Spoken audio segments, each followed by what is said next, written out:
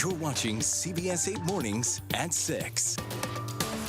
So glad you're with us here on this Monday. Hope you had a nice weekend, everyone. It is 6 a.m. I'm Eric Connard. And I'm Nada Irampour. Glad you're with us here. And it's starting to feel a little more like fall, perhaps. Meteorologist Evan Irani joining us. Fall for San Diego, of course, so different. That's true. Much different than other parts of the country. I mean, we're going to be still consistently the hottest spot along the West Coast. Nice. So that's going to be something to hold on to at least. Take a look at the forecast for today, though. The weekend brought this transition away from those hot temperatures toward some cooler temperatures. So instead, we are looking at upper 60s this afternoon out along the coastline, mid 70s as you look inland and across the mountains. Deserts are going for 97. Marine layer stays consistent, so it's a foggy and cloudy start to the morning. Going to be clearer by the afternoon. Back to you. Thank you very much. And now today, the city of San Diego could crack down on pedicabs. The city council will consider stricter regulations, including impacting noise and the prices you pay. CBS 8's Regina Yarita live along the Embarcadero with what's going to be discussed here. Regina? Yeah, good morning, Eric and Netta. That's correct. There could be some changes on the way for pedicab drivers. It comes as the city has received more complaints about price gouging and loud music being played late at night, not only within tourists, but also customers. So today, the city will introduce a new ordinance that could change the way pedicab drivers operate. If passed, it could require drivers to provide an invoice that has clear or direct pricing prior to the ride. This could potentially avoid issues or scams between customers. It would also ban speakers on pedicabs, essentially banning them from playing loud music late at night. Councilman Stephen Whitburn, who's proposing the amendment, says his office has received hundreds of complaints from residents, business owners, and tourists about price scams and the music often blaring from pedicabs downtown, some saying the music often goes on until 2 a.m. A law is already on the books prohibiting pedicabs from playing music or other noise from more than 50 feet away. However, the distance makes enforcement more difficult because police officers must determine whether a pedicab is located less than or more than 50 feet away. So back out here, we do know that discussion is supposed to take place later today around 2 p.m. That's latest here in the Embarcadero, in downtown. I'll send things back to you guys. Regina, thank you so much for those details. Of course, we know those pedicabs well downtown. All right, new this morning, a man is under arrest in connection to a series of arson attacks.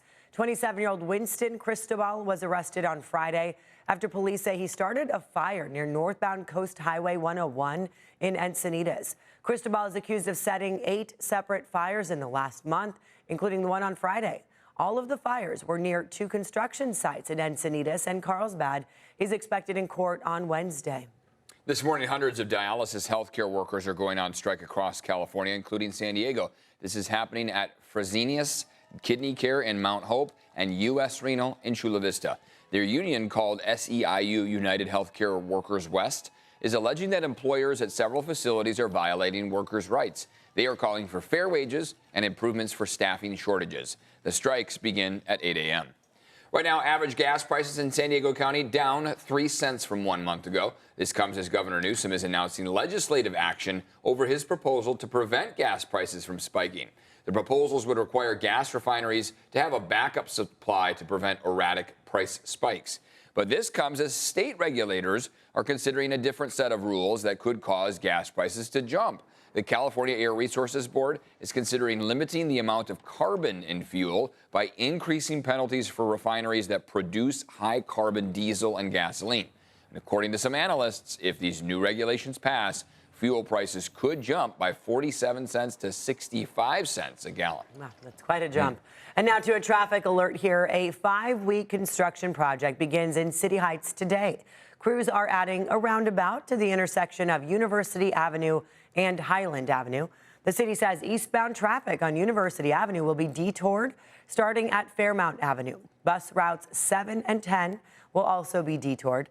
The city says businesses will stay open during this time and there will still be access for pedestrians. Today, city leaders are showing the impact smart streetlights and license plate readers have had on police investigations and how they've helped.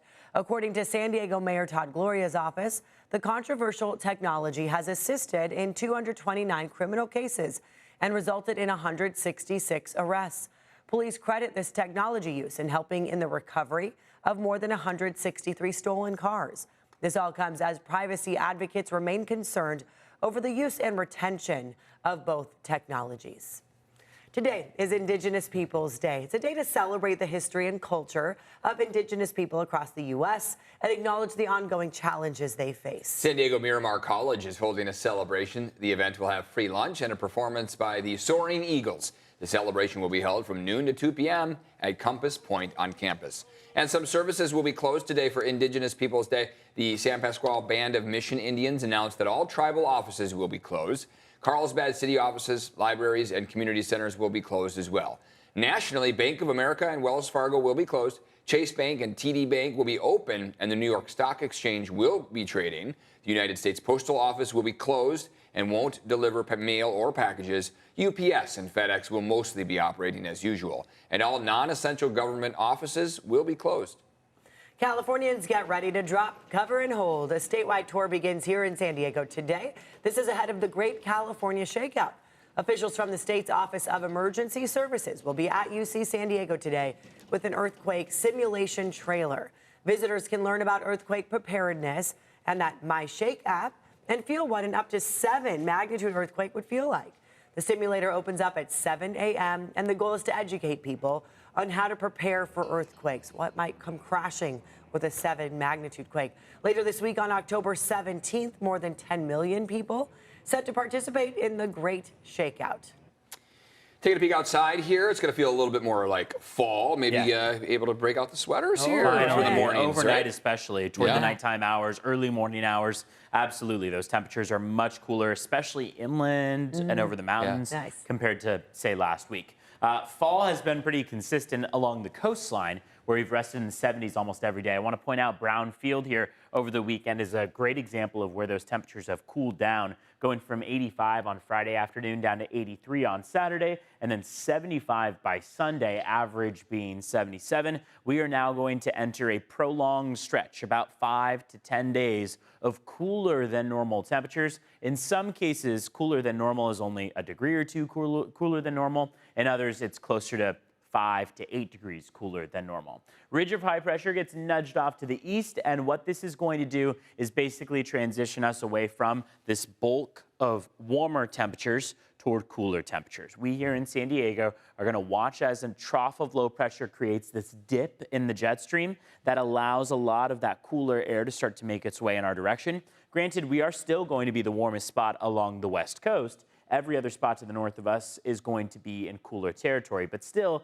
these troughs continuously help provide those cooler temperatures to us.